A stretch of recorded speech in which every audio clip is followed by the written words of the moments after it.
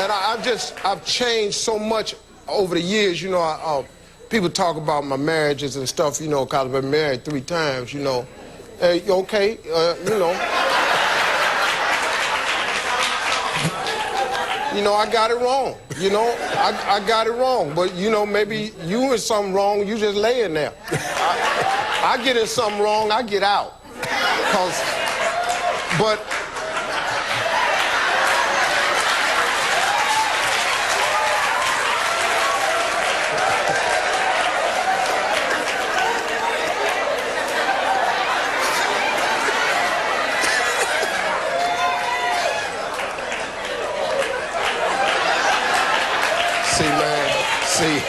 see, that's why, a lot of times I don't like to, sometimes I don't like to tell it like it is, because people, but see, first time I got married, I was 24. I didn't have no business being nobody's husband. Because I asked a woman to follow me, I ain't know where I was going. You understand?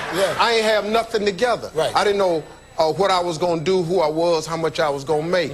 You understand? That's right. I got some beautiful kids out the deal, but really, I shouldn't have been nobody's husband.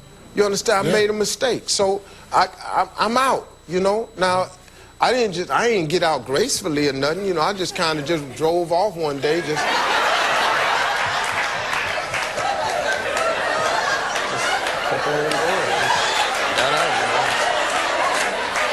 you know, but then, you know, people always think they're gonna be perfect. You know, I got in it wrong, I got out wrong. You understand? This time around, I've learned that, but because I'm different, because now I have a direction and a purpose, you know, and it's because what I tell people in the morning, man, is you ain't this thing called Christianity that everybody be talking about. You got to quit painting it as this little white line. Because the line has to be broader than that. Because you can't stay on this little white line like that. It's impossible to do. And so I just, on the radio, I paint a broader picture. To have a conversation with God. To get in touch with God. To ask God for direction. If you feel like your life, you don't know which way to go, and you're in a rut, once you start feeling like your life is ho-hum and it's in a rut, it's because you've taken yourself as far as you can go. Joel Osteen said on TV one time, and I was listening to him, he said, in order to find out what your life really is, you must aspire to something so great that it absolutely requires God's help in order to accomplish it. That's it. Because if you can just do it, if you can get it all done, you ain't really getting nothing done, dog. I mean, if you just getting it all handled yourself, you ain't really got nothing. That's right. So I took myself far as I could go, and it was nothing. Then when I started talking to God and telling him what was happening and asking for help with some of these decisions so I can quit picking the wrong, God was just picking who I wanted. You know, if you, you know, if you was over there and, you know, if you look right, if right leg, stuff like that, I was picking like that. And I was messing up. I picked what I like. You know, lust. You know, I figure if I lust, I must want it. That ain't really how you do it. No, but it's the reality of where you came from to where God brought you to.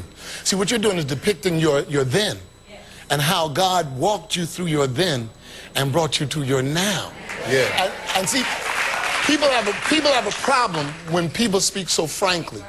Because we believe that if you're sitting here, you're supposed to be speaking about the glory of God and the power of God and the righteousness. And that is true. But there is a history.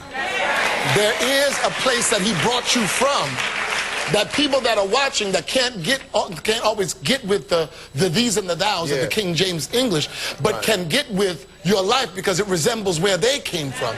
And they can look and say, if this is Steve Harvey, and if God did this for him, and if God brought him this far, he can do this for me too. This is what we're talking about. The reality of a relationship. Not the pretense of what religion paints, but the reality of how God deals with man and how God, slowly but surely, brings us closer and closer to him. Now, we're gonna stop here because I need to talk to you for the second half. Please stay with me. Why? Okay, he ain't going nowhere. He ain't going. You know, really. Because this is a show like I'm not used to. And I feel good about this. And I'm telling you, in the back room, the Holy Spirit hit me while we were talking in the back room, me and Paula Whiteness. And I was talking, in the middle of talking, the Holy Spirit just hit me and I went to crying. And the Lord said he's going to do something very significant in this show. And it's already begun with this brother here. It's already begun with this brother here.